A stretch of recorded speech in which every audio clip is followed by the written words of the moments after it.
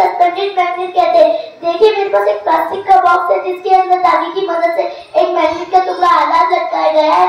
जैसे कि आप सबको बताऊं, कोई भी मैग्नेट को आजाद लटकाया जाए तो वो शुमारत जुनून रहता है, मतलब कि शुमारत जुनून की सिर्फ बताता है। तो आज के मॉडल में यही अमल होगा। चलिए देखते हैं अंदर देने पर क्या होता है।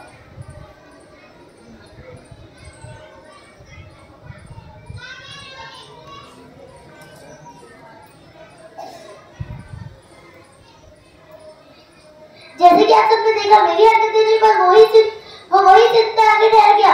इससे ये साबित होता है कि कोई भी मकनातीस को आजाद लटकाया जाए तो वो शुमारत जुनून रहता है। मुझे यकीन है आप सबको ये मॉडल पसंद आएगा।